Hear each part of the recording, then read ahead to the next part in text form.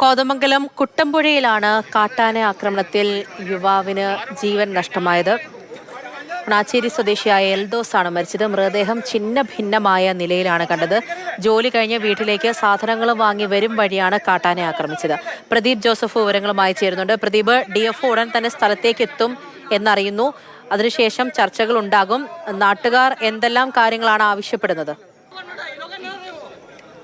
ഇനി ഇത്തരത്തിലുള്ള വന്യജീവി ആക്രമണം ഉണ്ടാകാതിരിക്കാൻ ആവശ്യമായ എല്ലാ നടപടികളും വേണം എന്നുള്ളതാണ് നാട്ടുകാരുടെ ആവശ്യമെന്ന് പറയുന്നത്. അത് സൗരോർജ്ജ വേലിയെങ്കിൽ അതല്ല തൂക്കുവേലിയെങ്കിൽ അതല്ലെങ്കിൽ കിടങ്ങുകൾ കുടിക്കുകയാണ് വേണ്ടത് എങ്കിൽ അത് അങ്ങനെ ഫോറസ്റ്റ് ഡിപ്പാർട്ട്മെന്റ് വന്യജീവികൾ ജനവാസ മേഖലകളിലേക്ക് ഇറങ്ങാതിരിക്കാൻ ആവശ്യമായ നടപടികൾ സ്വീകരിക്കണം എന്നുള്ള ആവശ്യമാണ് ഉയർത്തുന്നത്. നമുക്കറിയാം, ഈ അപകടമുണ്ടായ സ്ഥലത്ത് തെരുവ് വിളക്കുകൾ പോലും ഇല്ലാത്ത സാഹചര്യമാണ്. ഇത്തരം ദുരവസ്ഥകളൊന്നും ഉണ്ടാകാനില്ല. അതുമല്ല, വന്യജീവികൾ നാട്ടിലേക്ക് ഇറങ്ങാതിരിക്കാൻ ആവശ്യമായ ഏതെല്ലാം നടപടികൾ സ്വീകരിക്കാൻ സാധിക്കുമോ അത്തരം നടപടികൾ, അതിന് വിദേശ രാജ്യങ്ങളിൽ സ്വീകരിക്കുന്നത് പോലെ ഉൾപ്പെടെയുള്ള നടപടികൾ വേണം എന്നുള്ള ആവശ്യമാണ് നാട്ടുകാർ ഉയർത്തുന്നത്. കാരണം ഒരുപക്ഷെ സംസ്ഥാനത്ത് തന്നെ ഏറ്റവും കൂടുതൽ വന്യജീവികളുടെ സാന്നിധ്യമുള്ള അല്ലെങ്കിൽ വന്യജീവികൾ ആക്രമണം നടത്തുന്ന ഒരു പ്രദേശം എന്ന് പറയുന്നത് ഇടുക്കി, എറണാകുളം ജില്ലകളിലെ അതിർത്തി പ്രദേശമായ, എന്നാൽ എറണാകുളം ജില്ലയിൽ സ്ഥിതി ചെയ്യുന്ന ഈ കോതമംഗലം മേഖലയും അതിനോട് ചേർന്നുള്ള കുട്ടമ്പുഴ പോലുള്ള പഞ്ചായത്തുകളിലുമാണ്. ഏതാണ്ട് എല്ലാ വാർഡുകളിലും തന്നെ വന്യജീവി ശല്യം രൂക്ഷമാണ്.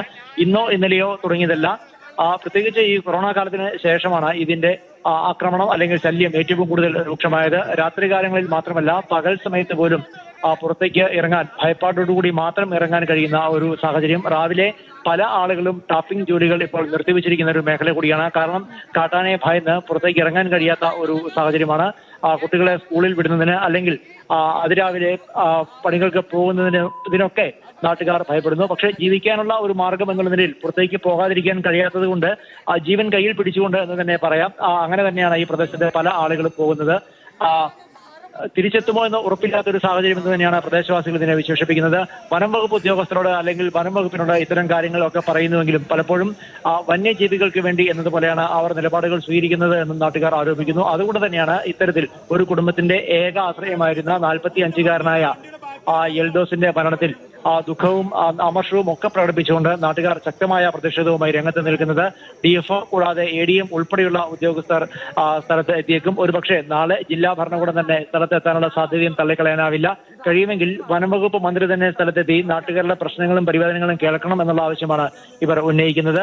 അത്തരത്തിൽ ഉന്നത ഉദ്യോഗസ്ഥർ എത്തി ഇനി ഇത്തരത്തിലുള്ള അപകടങ്ങൾ ഒഴിവാക്കാനുള്ള വ്യക്തമായ ഉറപ്പ് ലഭിച്ചു എങ്കിൽ മാത്രമേ എൽദോസിന്റെ മൃതദേഹം ഈ പ്രദേശത്ത് നിന്ന് മാറ്റാൻ അനുവദിക്കൂ എന്നുള്ളതാണ് നാട്ടുകാരുടെ നിലപാട്. മൃതദേഹം മാറ്റാൻ തീരുമാനിക്കുന്ന പക്ഷം അത് കോതമംഗലം താലൂക്ക് ആശുപത്രിയിലേക്കാവും കൊണ്ടുപോവുക. മൃതദേഹം ഏതാണ്ട് ഛിന്നഭിന്നമായ അവസ്ഥയിലാണ്. കാരണം കാട്ടാന ആക്രമിച്ച് ഒരു മരത്തോട് ചേർത്ത് വെച്ചും മറ്റും ആക്രമിച്ചു എന്നാണ് നാട്ടുകാർക്ക് നിലവിൽ ലഭിച്ചിരിക്കുന്ന വിവരം. അവർ നൽകിയിരിക്കുന്ന വിവരം പോസ്റ്റ്മോർട്ടം നടപടികൾ പൂർത്തിയാക്കിയതിനു ശേഷമാവും സംസ്കാരവും മറ്റും കാര്യങ്ങൾ തീരുമാനിക്കുക. അതേസമയം നാളെ കോതമംഗലത്തും കുട്ടമ്പുഴ മേഖലയിലും ജനകീയ ഹർത്താലിന് ആഹ്വാനമുണ്ട്. കൂടാതെ വലിയ പ്രതിഷേധ പ്രകടനങ്ങളും മറ്റും ക്രമീകരിച്ചിട്ടുമുണ്ട്. നമുക്കറിയാം, നേരത്തെ ഏതാണ്ട് ഒരു 1.5 വർഷം മുൻപാണ് ഒരു സ്ത്രീ കോതമംഗലം മേഖലയിൽ കാട്ടാന ആക്രമണത്തിൽ കൊല്ലപ്പെട്ടത്.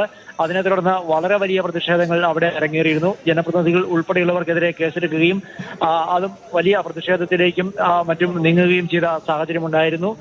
അന്നു മുതൽ തന്നെ അല്ലെങ്കിൽ അതിലും നേരത്തെ തന്നെ ആളുകൾ ചൂണ്ടിക്കാണിക്കുന്ന കാര്യമാണ് ഇത്. ഒരുപക്ഷെ വീടിന് മുറ്റത്തേക്ക് പോലും ഇറങ്ങാൻ പറ്റാത്ത ഒരു സാഹചര്യം ഈ മേഖലയുടെ വനമേഖലയോട് ചേർന്നുള്ള പ്രദേശങ്ങൾ ഉണ്ട് എന്ന് പ്രദേശവാസികൾ പറയുന്നു. പലപ്പോൾ പണിക്ക് പോകുമ്പോൾ അല്ലെങ്കിൽ രാവിലെ ഉണർന്ന് മുറ്റത്തേക്ക് എഴുന്നേൽക്കുമ്പോൾ വിറക് ശേഖരിക്കാൻ വേണ്ടി പോകുമ്പോൾ അല്ലെങ്കിൽ ഏകാധ്യാപക വിദ്യാലയങ്ങളിലേക്കും മറ്റും പോകുമ്പോൾ അങ്ങനെയുള്ള ഇടങ്ങളിലൊക്കെ പോകുമ്പോൾ അത്തരക്കാർക്ക് നേരെ കാട്ടാനയുടെ ആക്രമണം ഉണ്ടായിട്ടുണ്ട്. നിരവധി മരണങ്ങൾ അല്ലെങ്കിൽ വന്യജീവികൾ നടത്തിയ കൊലപാതകങ്ങൾ തന്നെ ഉണ്ടായിട്ടുണ്ട്. ഇത് ഒടുവിലത്തേതായിരിക്കണം എന്നുള്ള ആവശ്യമാണ് നാട്ടുകാർ ഉന്നയിക്കുന്നത്. അതുകൊണ്ട് തന്നെ ഒരു വിട്ടുവീഴ്ചയ്ക്ക് തയ്യാറല്ല. പ്രതിഷേധവുമായി ഏത് സമയം വരെയും അല്ലെങ്കിൽ ഏതറ്റം വരെയും പോകും. വന നിയമങ്ങളുടെ പേരിൽ തങ്ങളെ പിന്തിരിപ്പിക്കാനാവില്ല എന്നുള്ള നിലപാടിലാണ് നാട്ടുകാർ ഉള്ളത്. അവർക്ക് പിന്തുണയുമായി വിവിധ രാഷ്ട്രീയ കക്ഷികളിൽപ്പെട്ട നേതാക്കളും എത്തിയിട്ടുണ്ട്. അതേസമയം ഈ പ്രദേശത്ത് ഫെൻസിംഗ് ജോലികൾ തുടങ്ങിയിരുന്നു എന്നാണ് വനം വകുപ്പിന്റെ വിശദീകരണം. എന്നാൽ ചാർജിംഗ് ചെയ്യാവുന്ന ഒരു അവസ്ഥയിലേക്ക് എത്തിയിരുന്നില്ല. മൊത്തത്തിൽ 12 കിലോമീറ്റർ ദൈർഘ്യത്തിൽ ഫെൻസിംഗ് ജോലികൾക്കാണ് തീരുമാനമായിരിക്കുന്നത്. അത് വൈകാതെ തന്നെ പൂർത്തിയാക്കുകയും ചെയ്യുമെന്നാണ് വനം വകുപ്പിന്റെ ഏറ്റവും ഒടുവിലുള്ള വിശദീകരണം.